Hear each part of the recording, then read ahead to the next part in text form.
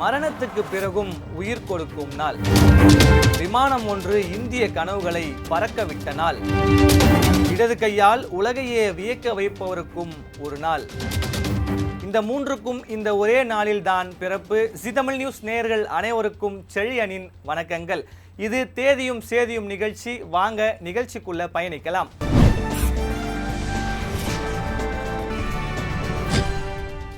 இந்த வருஷத்தோட 225வது நாள் இன்று. இந்த நாள் மறைச்சு வச்சிருக்க சுவாரஸ்யங்களை விறுவிறுப்பா பார்க்கலாம். இன்று ஆகஸ்ட் 13.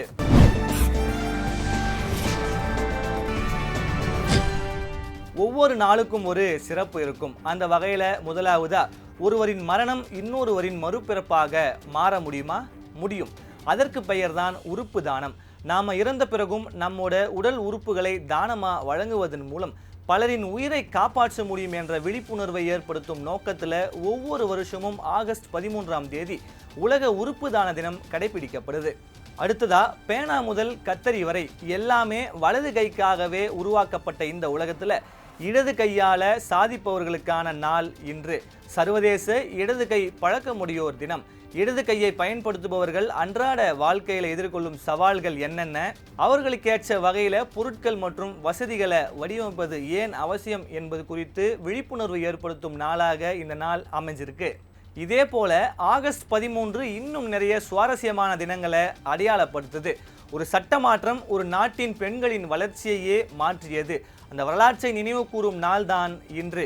வட ஆப்பிரிக்காவின் மிகச்சிறிய நாடான துனிசியாவில் ஆகஸ்ட் 13 அன்று மகளிர் தினம் கடைபிடிக்கப்படுது. இறுதியா, வாயில் வைத்ததும் கரையும் சுவைத்ததும் மறக்க முடியாது. இப்படி ஒரு இறைச்சிக்காகவே ஒரு நாள் கொண்டாடப்படுகிறது என்றால் நம்புவீர்களா? ஆம். ஒவ்வொரு வருஷமும் ஆகஸ்ட் 13 அன்று அமெரிக்காவில் தேசிய மென்மையான இறைச்சி தினம் கடைபிடிக்கப்படுது.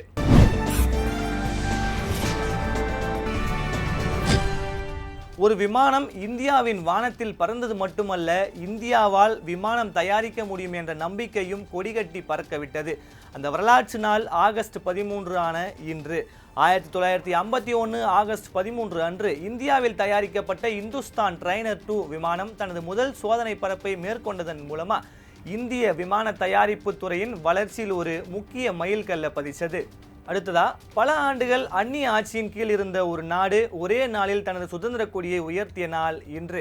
1960 ஆகஸ்ட் 13 அன்று பிரெஞ்சு காலனிய ஆட்சியிலிருந்து மத்திய ஆப்பிரிக்க குடியரசு சுதந்திரம் பெற்றதன் மூலமா அந்நிய ஆட்சிக்கு முற்றுப்புள்ளி வச்சு தங்கள் எதிர்காலத்தை தாங்களே தீர்மானிக்க தொடங்கிய முக்கிய நாள் இது. தொடர்ந்து ஒரே தெருவில் வாழ்ந்தவர்கள் ஒரே இரவில் பிரிக்கப்பட்டார்கள். உறவினர்கள் ஒரு பக்கம், வீடுகள் மறுபக்கம். நடுவில் எழுந்தது ஒரு பெரிய சுவர். 1961 ஆகஸ்ட் 13 அன்று கிழக்கு மற்றும் மேற்கு பெர்லினை பிரிக்கும் பெர்லின் சுவர் கட்டும் பணி தொடங்கியது. பின்னர் இந்த சுவர் குளிர்போரின் மிகப்பெரிய அடையாளங்களில் ஒன்றாகவே மாறிப்போச்சு. இதன் தொடர்ச்சியா முதல் குரல் விண்வெளியை தொட்ட நாள் இன்று. தகவல் தொடர்பின் புதிய சகாப்தம் தொடங்கிய நாள் இன்று. 1960 ஆகஸ்ட் 13 அன்று நாசாவின் எக்கோ 1 செயற்கைக்கோளை பயன்படுத்தி செயற்கைக்கோள் வழியாக முதல் இருவழி தொலைபேசி உரையாடல் நடைபெற்றது.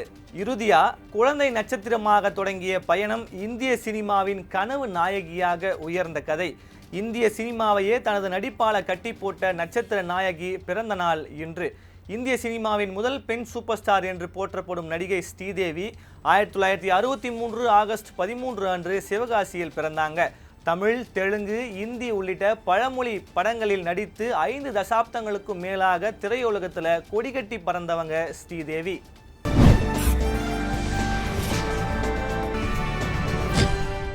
பாதை கடினமாக இருந்தாலும் பரவாயில்லை, பயணம் உன்னை வலிமையாக்கும், விடாமல் முன்னேறு.